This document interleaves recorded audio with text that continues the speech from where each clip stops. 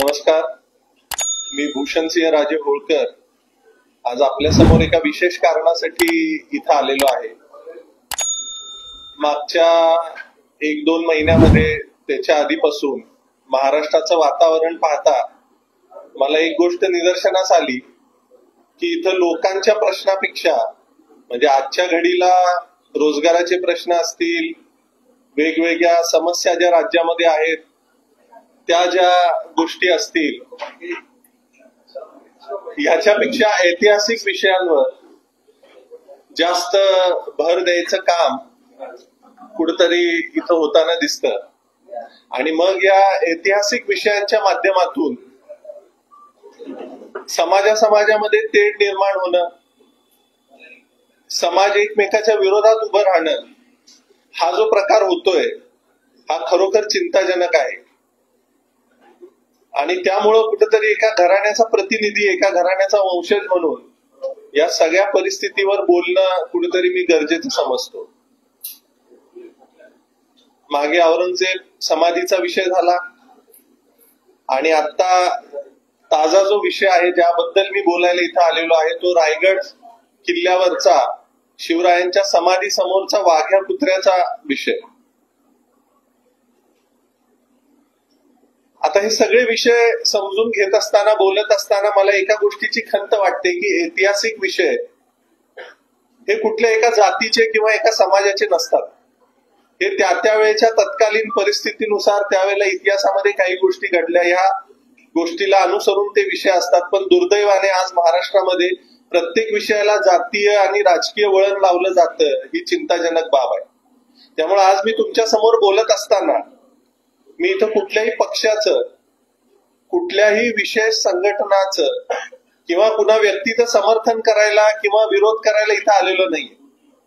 मी इथं आमच्या घराण्याची जी भूमिका आहे, आमच्या पूर्वजांचा जो विचार होता आणि ज्या विचारानेच शिवरायांनी या हिंदवी स्वराज्याची स्थापना केली तो इथं मला मांडायचा. सगळ्यात महत्वाचं जे समजून घेतलं पाहिजे सगळ्या महाराष्ट्राने आणि देशाने, की शिवाजी महाराजांनी कर्तृत्वाच्या जोरावर कर्तृत्ववान माणसं हिंदवी स्वराज्यासाठी निवडली, जातीच्या जोरावर किंवा जातीला अनुसरून नाही. तीच परंपरा होळकर घराणं असेल, शिंदे असेल, गायकवाड असेल, या सगळ्यांनी पुढे चालवलेली आहे. कर्तृत्ववान लोक सोबत घेतली जी स्वराज्यासाठी काम करतील. आणि मग आज हा वाघ्या प्रकरण जे आहे रायगडावरचं, हे समोर आल्यानंतर मला निदर्शनास आलं, मी मागच्या 2 दिवसापासून अनेक प्रेस पाहतोय, अनेक संघटनांची भूमिका, अनेक लोकांनी याच्यावर वक्तव्य केली, ती भूमिका मी ऐकतोय. आणि माझी इच्छा नव्हती बोलायची या विषयावर, कारण आजच्या घडीला हे असे विषय महत्वाचे मला वाटत नाहीत. पण सामाजिक तेढ निर्माण होऊ नये म्हणून मी आज आपल्या समोर हा विषय इथं मांडणार आहे. आता वाघ्याची जी समाधी आहे किंवा वाघ्या हे जे प्रकरण आहे, हे दोन्ही गट जे एकमेकाच्या विरोधात आता भूमिका मांडतायत, दोघांसाठी हा भावनेचा आणि अस्मितेचा प्रश्न झालेला आहे असं मला पाहायला मिळतं.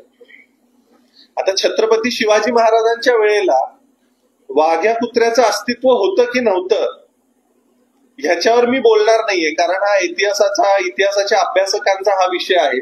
समकालीन पुरावे काय सांगतात, त्याची त्यावेळेची परिस्थिती काय होती, ती कागदपत्र काय सांगतात, ह्याच्यावर ती जे म्हणजे स्मारक आहे, ते जे पुत्र होतं ते अस्तित्वात होतं किंवा नव्हतं हे ठरवता येईल.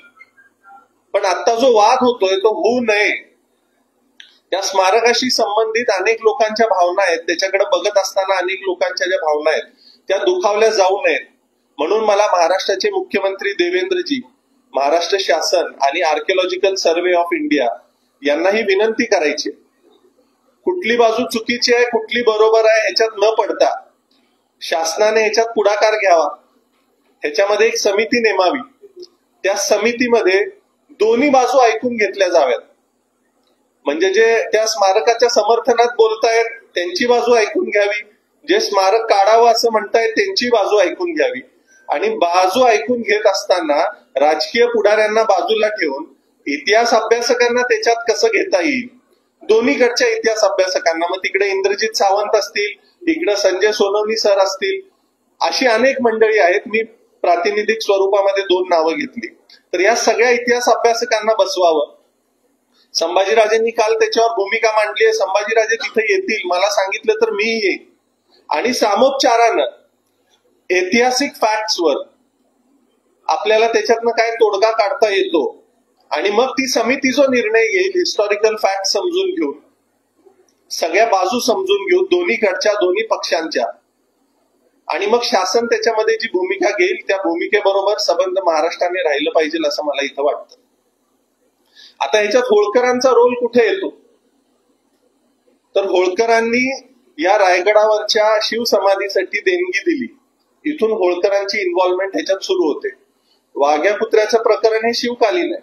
आपल्याला दोन ह्याचे फ्रॅगमेंट समजून घेतले पाहिजे. होळकरांची इन्व्हॉल्वमेंट आली ती ज्या वेळेला शिवसमाधीचा जीर्णोद्धार करायचा होता, ज्या वेळेला शिवसमाधी उभं राहायची होती तिथं पुन्हा, त्यावेळेला निधीची कमतरता पडत असताना काही मंडळी जी त्या शिवस्मारकाच्या संवर्धनामध्ये इन्व्हॉल्व होती ती इंदोरला गेली आणि तिथून होळकरांचा या प्रकरणाशी संबंध येतो. मग आता होळकरांचा संबंध येतो म्हणून त्या स्मारकाबरोबर आमच्या समाजाच्या भावना जुडलेल्या आहेत आणि कुठल्याही समाजाची भावना असताना त्या भावनेचा अनादर करून काही लोक जर त्याच्या विरोधात स्टेटमेंट्स देत असतील तर हे खपवून घेतलं जाणार नाही.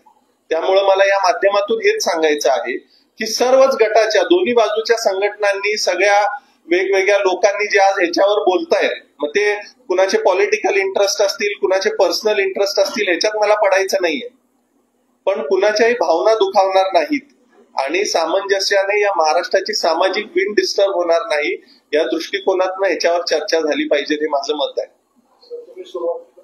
2 मिनिटं. दुसरी अशी महत्वाची बाजू याच्यात आहे की काल एका पत्रकार परिषदेमध्ये एका माणसाने सांगितलं की होळकर हे इंग्रजांना घाबरत होते. मी ऐकलं एका प्रेसमध्ये. त्यांना मला हेच सांगायचं आहे की भारतामध्ये सगळ्यात शेवटपर्यंत इंग्रजांच्या विरोधात जरी कोणी लढा दिला असेल तर ते महाराजा यशवंतराव होळकर होते. 1818 पर्यंत होळकर, महाराजा यशवंतराव होळकरांच्या मृत्यूनंतर सुद्धा भीमाबाई होळकर आणि महाराजा यशवंतराव होळकरांचे चिरंजीव महाराजा मल्हारराव होळकर हे वयाच्या 19व्या वर्षे असताना सुद्धा ते इंग्रजांच्या विरोधात रणांगणात उभं राहून लढत होते. तुळसाबाई महाराणी साहेबांचा मृत्यू त्या लढाईमध्ये झालेला. सेटलमेंट करून होळकरांनी इंग्रजांच्या बरोबर कधी तळ केलेला नाही आणि होळकर इंग्रजांना घाबरतात हे जे तुमचं वक्तव्य आहे ते ज्यांनी कुणी केलंय त्याला मला विचारायचंय तुमचा इतिहासाचा अभ्यास किती आहे हे बघावं लागेल. त्यामुळे अशी वक्तव्य ज्याच्यामुळे समाजामध्ये तेढ निर्माण होईल ही तुम्ही करू नका, हे मला नम्रपणे सांगायचं आहे. होळकर घराण्याने अहिल्यादेवी असतील सामाजिक कामं केली, त्यांनी जातीपातीच्या बंधनात अडकल्या नाहीत. सगळ्यांसाठी घाट बांधले, विहिरी बांधल्या, बारवा बांधल्या, सगळ्या समाजासाठी केलं ना, कुठल्या एकट्या समाजासाठी केलं नाही. मल्हारराव होळकरांनी अटके पार झेंडे लावले. सुभेदार तुकोजीराव होळकरांची समाधी इथं पुण्यात आहे, मागं तोही विषय आपण घेतला होता. त्याची आज काय अवस्था आहे? शासन म्हणतं आम्ही अटके पार झेंडे लावले महाराष्ट्रात, पण ज्याने प्रत्यक्षात लावले त्याची समाधीची आज काय अवस्था आहे? महाराजा यशवंतराव होळकर, छत्रपती संभाजी महाराजांनी काल काही विषय मांडले. मला या माध्यमातून आपल्याला हे सांगायचं आहे की सातारचे छत्रपती ज्या वेळेला अजिंक्यतारा किल्ल्यावर कैद होते त्यावेळेला त्यांना सोडवण्यासाठी महाराजा यशवंतराव होळकरांनी पुढाकार घेतलेला होता. होळकर घराण्याची आणि छत्रपती घराण्याचे हे जे संबंध आहेत, होळकर घराण्याच्या सगळ्याच पिढ्यांनी छत्रपती घराण्याबद्दल आणि विशेष करून शिवरायांबद्दल नेहमी आदरच बाळगलेला. त्यामुळं ह्याला जातीचं वळण न लावता दोन्ही घराण्यांचे संबंध आहेत ते लक्षात घेता सामोपचाराची भूमिका कशी घेता येईल, ह्याच्यातनं मार्ग कसा काढता येईल हे आपण इथं कुठतरी बघितलं पाहिजे. नंतरच्या काळात तुकोजीराव महाराजांचा विषय, ज्यांनी या शिवसमाधीसाठी निधी दिला, त्यावेळेला महात्मा फुले असतील, टिळक असतील किंवा इंदोरचे तुकोजीराव महाराज असतील, यांनी शिवसमाधीसाठी पुढाकार का घेतला? त्यांनी जर जातीचा विचार केला असता तर त्यांनी ही भूमिका घेतली असती का? मग आज आपण जातीच्या चष्म्यातून या सगळ्या गोष्टीकडे का पाहतोय? त्यावेळेला छत्रपती घराणं सुद्धा अस्तित्वात होतं. मग छत्रपती घराण्याने शिवाजी महाराजांच्या समाधीसाठी त्या काळात भूमिका काय घेतली हे पण आपण बघितलं पाहिजे. पण महात्मा फुले असतील, टिळक असतील किंवा तुकोजीराव महाराज असतील, यांनी पुढाकार घेतला कारण त्यावेळेचा महाराष्ट्र हा जातीपातीच्या पलीकडे जाऊन या सगळ्या विषयांकडे बघत होता. आणि म्हणून आज सुद्धा या विषयाकडे बघत असताना हा फक्त मराठा समाजाचा विषय नाहीये, हा धनगर समाजाचा विषय नाहीये, हा आपल्या महाराष्ट्रातल्या शिवरायांना मानणाऱ्या प्रत्येकाचा हा विषय आहे. आणि त्यामुळे ह्याच्यात जातीपातीला आणू नका, महाराष्ट्राची सामाजिक विण बिघडवू नका. त्यामुळे मुख्यमंत्री महोदयांना मला हेच सांगायचं आहे की ज्या कुठल्या संघटना या विषयामध्ये चुकीची गोष्ट मांडत असतील त्या सगळ्या संघटनांना समज द्यावा. विशेष करून मागच्या वेळेला एक प्रकार वाघ्याच्या पुतळ्याच्या संदर्भात घडलेला होता, तसा कुठलाही प्रकार घडू नये ती दक्षता शासनाने घ्यावी हे मला इथं आपल्या सगळ्यांना सांगायचं आहे. तुकोजीराव महाराजांनी नुसतं रायगडावरच्या स्मारकाला निधी दिलेला नाहीये. तुकोजीराव महाराजांनी आज SSPMSच्या परिसरामध्ये जो शिवाजी महाराजांचा पहिला पुतळा उभारलेला आहे त्या पुतळ्यासाठी सुद्धा त्यांनी निधी दिलेला आहे. शिवाजी महाराजांचं स्मारक जगामध्ये पोहोचवण्याचं काम तुकोजीराव महाराजांनी सगळ्यात पहिले केलेलं आहे. आजची SSPMSची जी संस्था उभी आहे त्या संस्थेला सुद्धा निधी दिलाय. तुमचं फर्ग्युसन कॉलेज जे उभा आहे त्या फर्ग्युसन कॉलेजला सुद्धा तुकोजीराव महाराजांनी निधी दिलेला आहे. बनारस हिंदू युनिव्हर्सिटी असेल, मुस्लिम अलीगड युनिव्हर्सिटी असेल, अनेक विद्यापीठांना त्यावेळेला निधी दिलाय. आणि हा देत असताना होळकर घराण्याने कधीच जातीचा विचार केलेला नाही. आज आपण महाराजा सयाजीराव गायकवाडांचं नाव घेतो. महाराजा सयाजीराव गायकवाडांचे शब्द आहेत की तुकोजीराव होळकर द्वितीय हे जर नसते तर आज मी या बडोद्याच्या गादीवर नसतो. महाराजा सयाजीराव गायकवाडांना बडोदा संस्थान मिळवून देण्यासाठी, त्यांचं तिथलं प्रशासन व्यवस्थित करण्यासाठी तुकोजीराव द्वितीय यांनी मोठी भूमिका बजावलेली होती. मग हे बॉन्डिंग असताना इतक्या मोठ्या प्रमाणात या सगळ्या घराण्यांनी एकत्रपणे त्या काळात काम केलेलं असताना फक्त एखाद्या घराण्याला हिनवायचं किंवा त्या घराण्याबद्दल दुजाभाव ठेवायचा हे मला बरोबर वाटत नाही.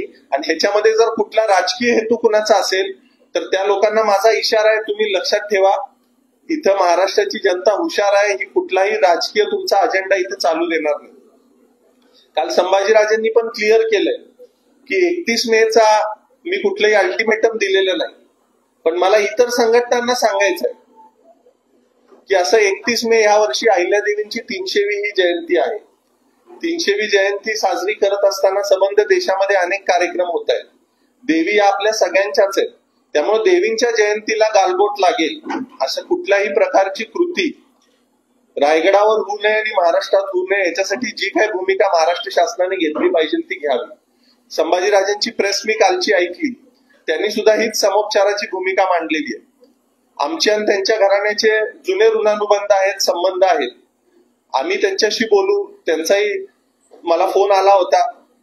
याच्यातून शांततेने या महाराष्ट्राच्या हिताची जी भूमिका असेल ती आपल्याला कशी घेता येईल यासाठी महाराष्ट्र शासनाने एक समिती नेमावी. त्या समितीने दोन्ही बाजू समजून घेऊन, इतिहास अभ्यासकांची भूमिका समजून घेऊन दोन्हीकडच्या जे सत्य असेल ते फाइंड आउट करावं. आणि या माध्यमातून जी बदनामी चालवलेली आहे ती मग छत्रपती घराण्याची असेल किंवा होळकर घराण्याची असेल. तुकोजीराव महाराज इंग्रजांना घाबरत होते आणि म्हणून त्यांनी कुत्र्याच्या स्मारकासाठी निधी दिला, ही गोष्ट अत्यंत चुकीची आहे. ते जर इंग्रजांना घाबरत असते तर पुण्यातले जे शिवस्मारक आहे त्याला सुद्धा निधी दिला नसता. शिवाजी महाराजांचं चरित्र इंग्रजीत छापून ब्रिटनमध्ये, फ्रान्समध्ये सगळीकडे पसरवलं नसतं. आणि होळकर हे कधीच इंग्रजांना घाबरलेले नाहीत. होळकर इंग्रजांच्या विरोधात शेवटपर्यंत लढले. हे सगळ्यांनी समजून घ्यावं. चुकीची विधानं खपवून घेतली जाणार नाहीत ह्याची दक्षता ब्रिगेड सारख्या सगळ्या संघटनांनी घ्यावी. माझा कुठल्याही संघटनेला विरोध नाही, पण चुकीची भूमिका मांडत असाल तर त्याला निश्चित विरोध असेल. शिवराय हे सगळ्यांचे, शिवरायांचा आम्हालाही आदर आहे. शिवरायांच्या स्मारकाला न्याय मिळावा ही आमची भूमिका आहे.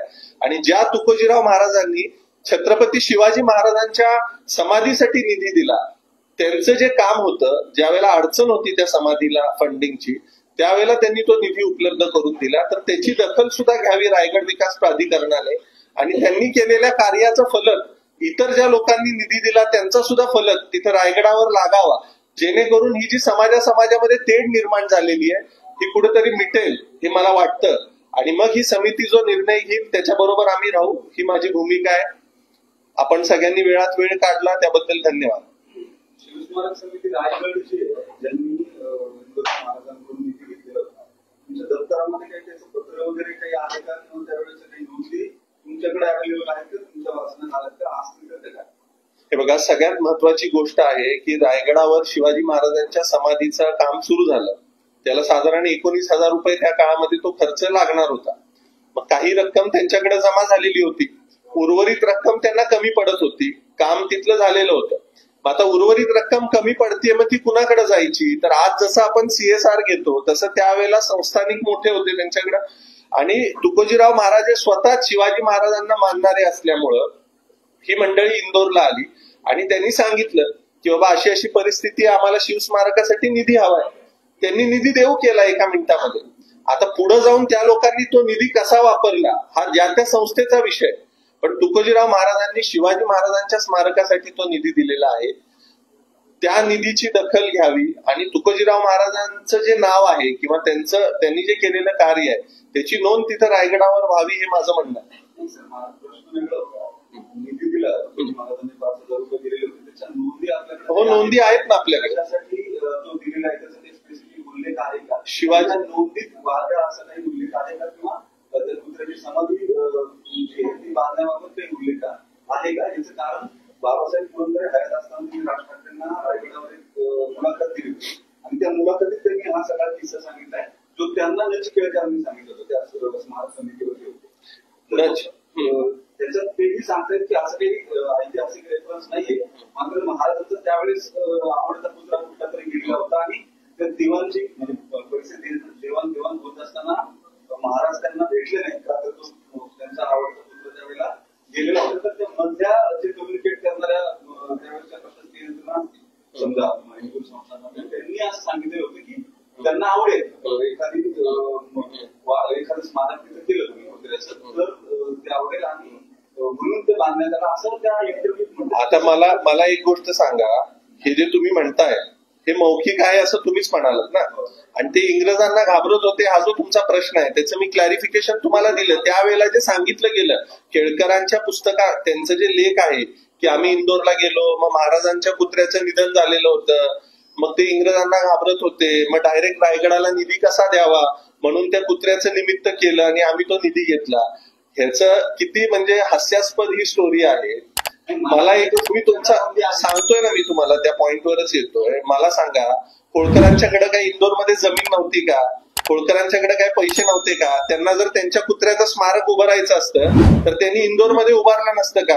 ते रायगडावर जाऊन स्मारक कशाला उभारलं असतं? त्यांनी स्वतःच्या कुत्र्याचं स्मारक उभारण्यासाठी स्वतःच्या जागेत त्यांनी उभारलं नसतं का? हे सगळ्या मनगडंत स्टोरीज ज्या बनवल्या जातात आणि ह्याच्या नोंदीबद्दल तुम्ही म्हणताय. आज तुम्ही एखाद्या गोष्टीसाठी फंड मागायला गेला, कुणाहीकडे गेला, तुम्ही सांगता आम्हाला अमुक अमुक काम करायचं आहे, फंड द्या. आपण फंड देतो, नंतर ती संस्था तिथे जाऊन काय करते हे बघणं गरजेचं आहे ना. या सगळ्या मौखिक कथा आहेत की ते इंग्रजांना घाबरत होते, आणि लेखी स्वरूपात जर तुम्ही म्हणाल तर ह्या सगळ्या गोष्टीचे पत्रव्यवहार असतात. तुकोजीराव महाराजांनी शिवस्मारकासाठी निधी दिलेला आहे असा उल्लेख आढळतो, त्याच्यामध्ये कुत्र्याचा उल्लेख असा कुठेही येत नाही. पण तुकोजीराव महाराजांनी निधी दिलेला आहे हे तर नाकारता येत नाही. मग आता अडचण कशाची आहे? वाघ्याची अडचण आहे की तुकोजीराव महाराजांच्या नावाची अडचण आहे? हे आपण समजून घेतलं पाहिजे. हा ह्याच्यातला मेन मुद्दा आहे. होळकरांच्या नावाची अडचण असायचं तर काय कारण नाहीये, कारण त्यांनी शिवसमाधीसाठी निधी दिलेला आहे हे तर मान्य असायला पाहिजे सगळ्यांना. आता कुत्र्याचा जो आक्षेप आहे त्याच्यावर मी तुम्हाला सांगितलं की समिती नेमावी, दोन्ही भूमिका ऐकून घ्याव्यात आणि त्याच्या माध्यमातून जे सत्य येईल ते सत्य प्रत्येकाने स्वीकारावं. अहो, हजारो कोटी रुपये दान केलेले. तुम्ही नेपाळपासून कन्याकुमारी पर्यंत जा, अनेक ठिकाण आहेत. मला तर एक आमच्या लिस्ट मध्ये सुद्धा नाहीत. जिथं जाऊ तिथं आम्हाला लोक सांगतात की इथं देणगी दिली आहे, इथं आमचं काम केलेलं आहे. प्रत्येक गोष्टीचं डिटेलिंग असू शकत नाही ना. आता गणपतीला वर्गणी मागायला अनेक लोक येतात. आपण वर्गणी दिल्यावर विचारतो का तुम्ही डीजे लावला का तुम्ही सजावट केली? डोनेशन दिलं आपण स्मारकासाठी, आपला हेतू स्वच्छ होता, शिवाजी महाराजांशी निगडीत स्मारकासाठी तो निधी दिला. आता पुढच्या मंडळींनी तिथे जाऊन काय उद्योग केलाय हे त्या पुढच्या मंडळींनाच माहिती आहे. या स्मारकाच्या वादावरून आपलं राजकारण नाही, आता कसं झालंय महाराष्ट्रामध्ये प्रत्येक ऐतिहासिक विषय हा राजकारणाचा विषय झालेला आहे आणि त्याच्यात परत जात इन्व्हॉल्व्ह केली जाते. मला हेच म्हणायचं आहे की महाराष्ट्रात देशात बरेच प्रश्न आहेत. रोजगारावर बोला तुम्ही, महागाईवर बोला तुम्ही, इतर जे लॉ अँड ऑर्डरचे प्रश्न झाले त्याच्यावर बोला. तुम्हाला हे इतिहासाचे विषय तेव्हाचे आत्ता काढून जाती जातीमध्ये भांडण लावायची गरज काय? तुम्ही संभाजीराजांना बोलत नाही. संभाजीराजेंचं आमचं कम्युनिकेशन आहे. संभाजीराजेंची स्वतःची सुद्धा हीच भूमिका आहे की जे सत्य आहे ते समोर आलं पाहिजे. माझी तीच भूमिका आहे. आमच्या समाजाच्या अस्मिता त्या स्मारकाशी जुडलेल्या आहेत. त्यामुळं इतर ज्या संघटना आहेत, ज्या संघटनांनी ह्याच्यात टोकाची भूमिका घेतली आहे, त्यांना आमचं हेच म्हणणं आहे की तुम्ही टोकाची भूमिका घेऊ नये. समाजाची भावना दुखावली जाईल किंवा मनाने आतेताई प्रकार जो मागे घडला होता तसा कुठलाही प्रकार रायगडावर घडू नये. सगळ्यांनी सामोपचाराने एक समिती बनवावी आणि त्या समितीच्या माध्यमातून जो काही योग्य निर्णय असेल तो सगळ्यांनी स्वीकारावा. त्याच्यात दोन्ही बाजू ऐकून घ्याव्या.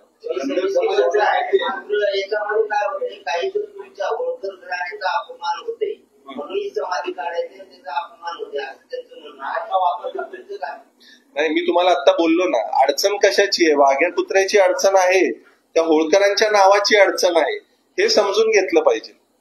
ठीक आहे ना. होळकरांच्या संभाजीराजांनी काल स्पष्ट केलेलं आहे ना की तुकोजीराव महाराज यांनी शिवाजी महाराजांच्या स्मारकासाठी निधी दिलाय. त्यामुळे तुकोजीराव महाराजांच्या नावाची अडचण असायचं तर काय कारण नाहीये.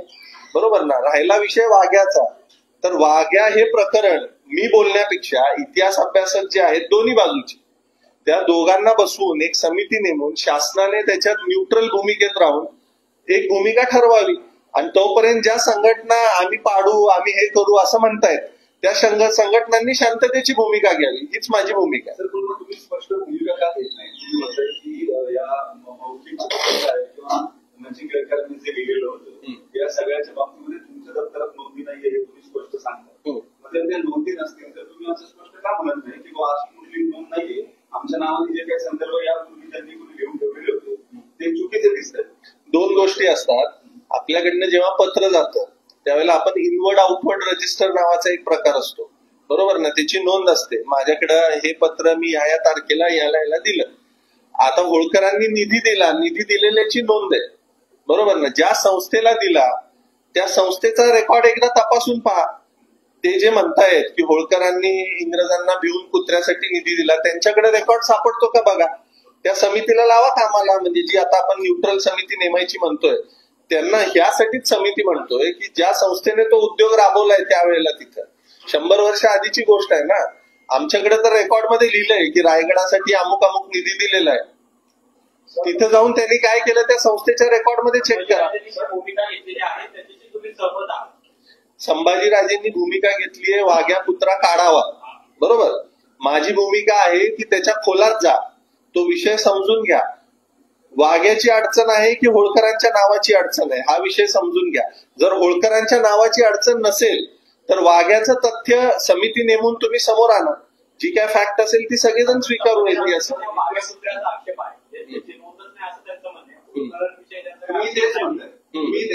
मी तेच म्हणतोय. मी असं म्हणत नाहीये वाघ्या होता नव्हता, मी दोन्हीचं समर्थन करत नाही. माझं म्हणणं काय आहे, इतिहासकांचं पॅनल, इतिहास अभ्यासकांचं पॅनल नेमा दोन्ही बाजूच्या, त्यांची भूमिका समजून घ्या.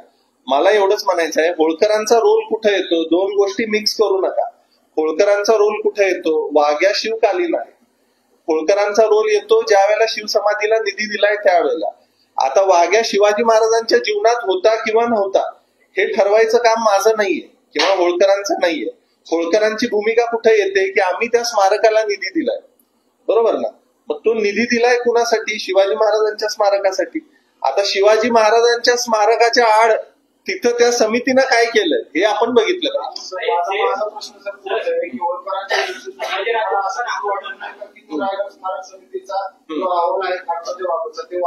हा बरोबर आहे. रायगड जी समिती तिथं नेमली होती, रायगड विकास फंड असं त्याचं नाव होतं, तर त्या समितीचा जो अहवाल आहे त्यांनी त्याच्यात नेमकं काय लिहिलं हे तुम्ही समजून घेतलं पाहिजे. आणि बरं, आता त्यावेळेला आजच्या सारखे तुमचे कॅमेरे नव्हते की तुकोजीराव महाराजांनी सांगितलं की माझं कुत्र मेलंय. मग आता ते त्या लोकांनी जे मन घडत लिहिलं ह्याच्यावर आपण काय किती फेट ठेवायचा, त्यावेळेच्या विषयाला धरून आज आपण किती भांडायचं. ह्याच्यापेक्षा आजच्या परिस्थितीमध्ये समाजामध्ये तेढ निर्माण होणार नाही या दृष्टीने जे गरजेचं आहे. आमच्या समाजाच्या भावना काय आहेत, तर होळकरांनी ते स्मारक बनवलेलं आहे.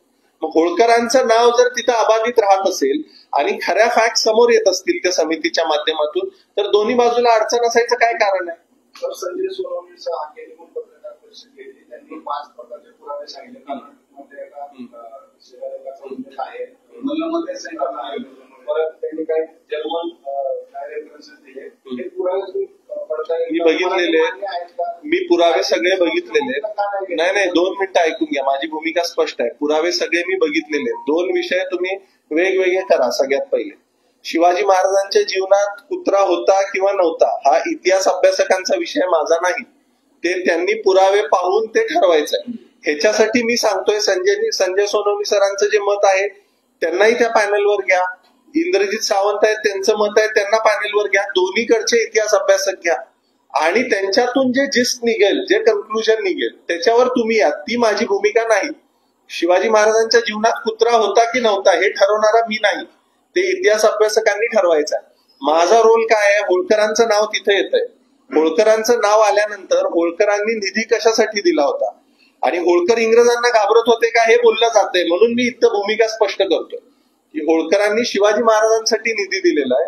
होळकर इंग्रजांना घाबरत नव्हते आणि होळकरांचं नाव काढावं ही जर भूमिका असेल तर त्याचा आमचा विरोध आहे, आमच्या समाजाचा विरोध आहे. सातत्याने महाराष्ट्राचा अपमान केला जातो. शिवाजी महाराजांबद्दल, संभाजी महाराजांबद्दल बोललं जाते. आता तुम्ही म्हणाले कुठल्या तरी संघटनेचा पक्षाचा माणूस बोलला की होळकर घाबरत होते, हा महापुरुषांचा अपमान केला जातो. तुम्ही थेट नाव का घेतलं? कोण होते? मी तुम्हाला सांगतोय ना, कालच्या न्यूजवर कुठल्या चॅनलवर होतं? संभाजी ब्रिगेडचं का? हा, कुठल्या तरी एका चॅनलवर कोणतरी भोसले नावाचीच व्यक्ती होती. हा, त्यांनी स्टेटमेंट केलं. मला त्या भोसलेंना म्हणायचं आहे, तुम्ही एकदा इतिहास वाचून बघा. होळकरांची आणि भोसले घराण्याचे काय संबंध होते आणि होळकर इंग्रजांना घाबरत होते. इतिहास वाचल्यानंतर तुम्हाला क्लिअर होईल. इतिहास बिन वाचता तुम्ही तुमचा अजेंडा प्रूव्ह करण्यासाठी जर काय बोलत असाल तर हे चुकीचं आहे. आणि ज्या वेळेला तुम्ही एखाद्या संघटनेचं प्रतिनिधित्व करता त्यावेळेला तुम्ही जबाबदारीनं बोललं पाहिजे. काल जशी भूमिका संभाजीराजेंनी जबाबदारीनं घेतली तशी भूमिका सगळ्याच संघटनांनी घ्यावी हे मला म्हणायचं. मग त्या दोन्ही बाजूच्या असतील. आगमन केलं असं तुमचं म्हणणं आहे, तर मग तुम्ही कारवाई करण्याची अशी मागणी करणार आहात किंवा तशी तक्रार करणार आहात? कसं आहे, आता प्रत्येकावर जर हे बोल एवढे सगळीचकडे आहे काय, उठसूट न्यूजवर यायचं आणि काही बोलायचं हे आजकालचा ट्रेंडच पडलेला आहे. ते प्रत्येकाला जर आपण बोलत बसलो तर त्याची व्हॅल्यू कशाला वाढवायची? ज्याचा इतिहासाचा अभ्यास आहे, जो माणूस त्या लेवलचा आहे त्याच्यावर बोललं पाहिजे ना. मला हेच सांगायचं आहे की ह्या लोकांच्यामुळे जर समाजामध्ये द्वेष निर्माण होत असेल तर शासनाला आमचा इशारा आहे की शासनानं या अशा संघटना त्यांचे हे जे बोलघेवडे प्रतिनिधी आहेत त्यांना आळा घालावा. आम्ही संभाजीराजे, मी असेल, आमच्या दोन्ही घराण्याचं जे कोऑर्डिनेशन आहे आम्ही समजूतदार आहोत. सामोपचारानं महाराष्ट्र हिताची आणि सगळ्या समाजाच्या हिताची जी भूमिका घ्यायला पाहिजे ती आम्हाला कळते. त्या पद्धतीने आम्ही भूमिका घेऊ. तोपर्यंत या ज्या बोलगेवड्या संघटना त्यांचे जे बोलगेवडे लोक आहेत यांनी शांतता राखावी हे माझं मत आहे. थेट विरोध केला म्हणजे तुम्ही जो स्टँड घेतलाय की त्याची चौकशी व्हावी किंवा आयोग बसवावा किंवा काय समिती नेमावी इतिहास संशोधनाची, अशी कुठलीही भूमिका घेतली त्यांचा थेट विरोध. तुम्ही जर माझ्या कुत्र्याची समाधी काढणार असाल तर ही काढली जाणार नाही असं स्पष्टपणे 2 ठिकाणाहून हे नेते बोलले. तुम्ही त्या भूमिकेशी सहमत आहात का? एक, आणि नसाल तर मग धनगर समाजाच्या नेत्यांची नेते पडळकरांचं तसंच म्हणणं आलंय, आणखी एक नेते तेही तसंच बोलले. तुम्ही या भूमिकेशी सहमत आहात का? तुम्ही समाजाच्या नेत्याशी म्हणताय त्याच्या व्यतिरिक्त तुमची भूमिका? नाही, बघा, ह्याच्यात 2 गोष्टी मी स्पष्ट करतोय. मी घराण्याचा प्रतिनिधी म्हणून बोलतोय, मी कुठल्या राजकीय पक्षाचा प्रतिनिधी म्हणून इथं बोलत नाही. त्यामुळे माझे शब्द आणि माझी भूमिका ही जबाबदारीची असली पाहिजे, त्याच अँगलनं मी बोलतोय. माझं म्हणणं काय आहे, ऐतिहासिक तथ्य समजून घ्या. होळकरांचा आणि वाघ्याचा विषय कुठपर्यंत आहे या दोन्ही गोष्टी समजून घ्या. आमच्या घराण्याने निधी दिला आणि त्या निधीमधून ते स्मारक उभारलं गेलंय, हा आमचा संबंध आहे. विषय काय आहे, वाघ्याचं अस्तित्व होतं किंवा नव्हतं. म्हणून मी काय सांगतोय की ह्याच्यासाठी समिती नेमा. अस्तित्व होतं किंवा नव्हतं हा आमचा विषय नाही. होळकरांनी निधी दिला, होळकरांचं क्रेडिट राखलं गेलं पाहिजे, हा आमचा विषय आहे. समजलं? कौतुक नाही करत आहे मी, एवढंच सांगतोय. नाही, संयमाची भूमिका काय, त्यांनी काय सांगितलंय, समिती नेमा. मी तेच म्हणतोय, समिती नेमा. आमचं म्हणणं आहे की समाजामध्ये तेढ निर्माण नाही झाली पाहिजे.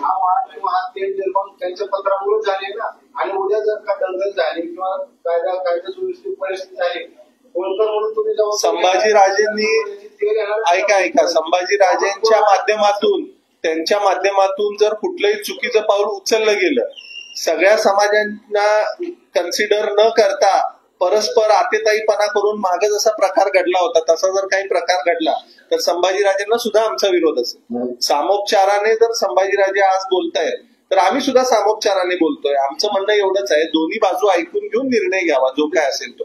मराठा समाज काय वेगळा नाहीये, धनगर समाज काय वेगळा नाही, आपण सगळे एकत्र आहोत. या विषयातला जो मूळ मुद्दा आहे तो समजून घेऊन निर्णय घ्यावा एवढंच आमचं म्हणणं. तुमचं म्हणणं आहे आताताईपणे तो पुतळा हटवण्याला करेक्ट. आतेताईपणाने तो पुतळा हटवणं कुठल्याही एका संघटनेने मागे जसं केलं होतं तसा कुठलाही प्रकार केला नाही पाहिजे ही आमची भूमिका आहे. काही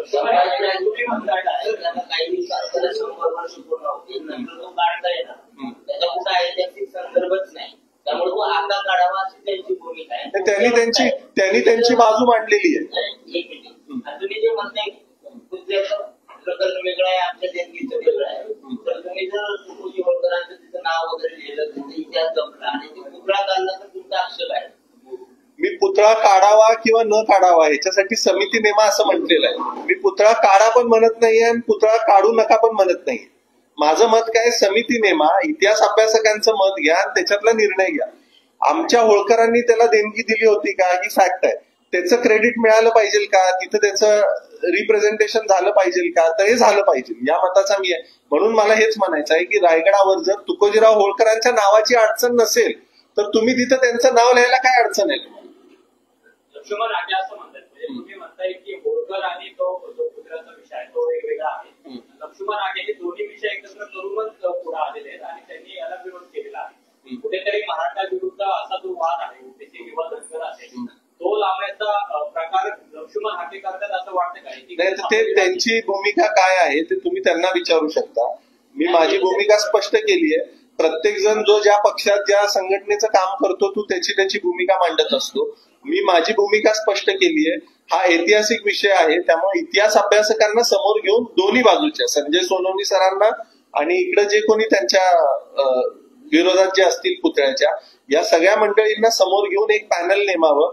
मुख्यमंत्र्यांनी याच्यात इंटरव्ह्यू करावं, कारण हा राज्याच्या सामाजिक व्यवस्थेचा प्रश्न आहे. मुख्यमंत्र्यांनी याच्यात भूमिका घ्यावी हे माझं म्हणणं आहे.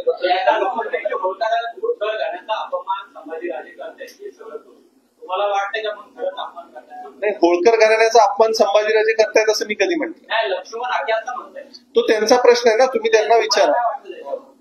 माझं स्पष्ट मत आहे, हा होळकर घराण्याचा अपमान किंवा भोसले घराण्याचा अपमान हा विषय नाही. हा ऐतिहासिक संदर्भांचा विषय आहे. ऐतिहासिक संदर्भांच्या आधारावर याच्यावर बोलावं आणि होळकरांची बदनामी दोन्हीकडच्या बाजूने समजा संभाजी ब्रिगेड करत असेल तर त्यांना सुद्धा मला सांगायचं आहे की एकतर्फी भूमिका घेऊ नका, फॅक्ट समजून घ्या. आणि इकडून कोण जर चिकनफेक करत असेल तर त्यांनाही हे सांगायचं एकतर्फी भूमिका घेऊ नका. दुसरा माझा महत्वाचा मुद्दा हा होता की 31 मेला अहिल्यादेवींची जयंती आहे. तुम्ही 31 मेचा अल्टिमेटम देऊन जर ती व्यवस्था बिघडवायचा प्रयत्न करत असाल तर हे आमच्या परीनं खपवून घेतलं जाणार नाही. देवी या सगळ्यांच्या होत्या, तो जयंतीचा कार्यक्रम व्यवस्थितपणे पार पडला पाहिजे आणि त्यामुळे आतेताईपणा करून कुठल्याही संघटनेनं भूमिका घेऊ नये. आंबेडकर आता असं म्हटले की संभाजी छत्रपतींना सरळ अटक करा, त्यांना मुकोगा लावा, ते राज्यातलं राजकारण बिघडवतं.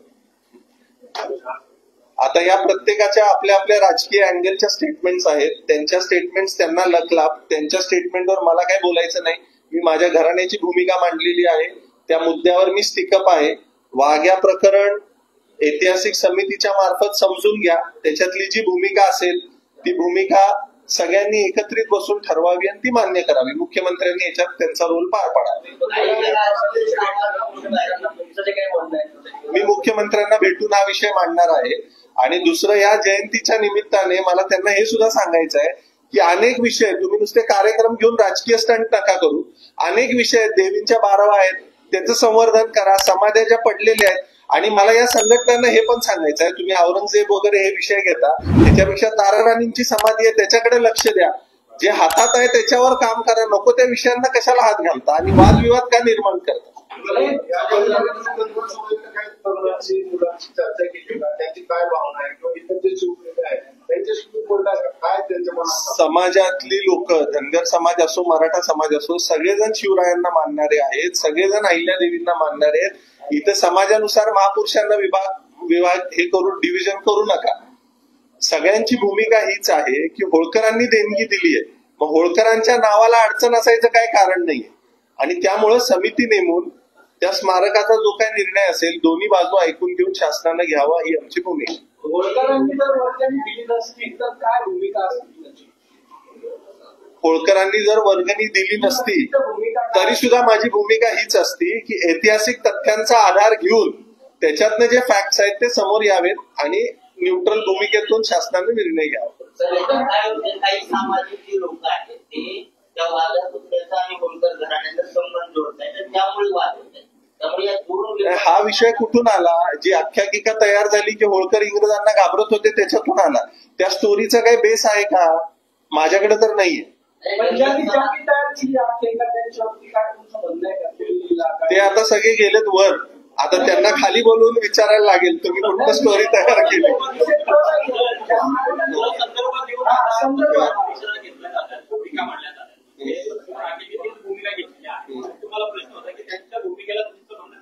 हे बघा, ही जी आख्यायिका जी तयार केलेली आहे की होळकर इंग्रजांना घाबरत होते म्हणून त्यांनी कुत्र्याचं स्मारक उभारा म्हणून निधी दिला, या मताशी जे लिहिलेलं आहे त्या मताला माझा ठाम विरोध आहे की ही अशी कुठली घटना नाही. होळकर इंग्रजांना घाबरत असते तर होळकरांनी बाकीचे पण विषय केले नसते. त्या काळामध्ये शिवाजी महाराजांच्या अनेक स्मारकांना होळकरांनी निधी दिलेला आहे. पुस्तक इंग्रजांच्या देशात जाऊन प्रकाशित केलंय. मग हे केलं असतं का इंग्रजांना घाबरत असते तर? त्यामुळे हा साफ खोटा विषय आहे. कुत्रा हा जो विषय आहे तो इतिहास अभ्यासकांचा विषय आहे. तो इतिहास अभ्यासकांनी दोन्ही बाजूच्या एकत्र बसून सोडवावा.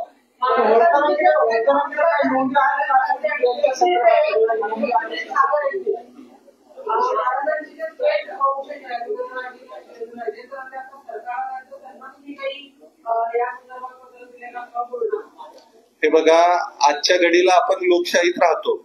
लोकशाही व्यवस्थेमध्ये महाराष्ट्राचे मुख्यमंत्री हे राज्याचे हेड आहेत. आर्किओलॉजिकल सर्व्हे ऑफ इंडियाकडे रायगडचा किल्ला आहे. त्यामुळं ह्या निर्णयामध्ये शासनाची भूमिका आणि आर्किओलॉजिकल सर्व्हे ऑफ इंडियाची भूमिका ही अंतिम असेल. त्यामुळं समिती नेमून दोन्हीकडच्या इतिहास अभ्यासकांची भूमिका ऐकून घ्यावी, हे माझं मत आहे.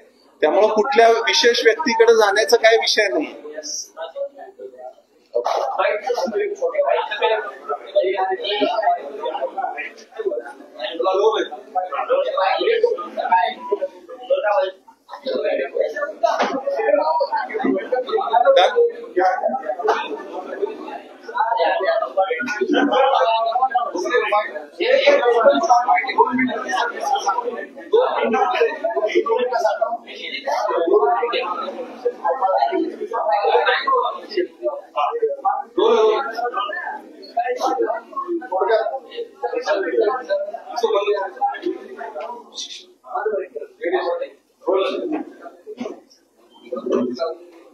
रायगड किल्ल्यावर छत्रपती शिवाजी महाराजांच्या समाधी समोर जे वाघ्या कुत्र्याचं स्मारक आहे त्या संदर्भात आज महाराष्ट्रामध्ये वादविवाद होत आहेत आणि त्याला जातीय वळण लागतंय.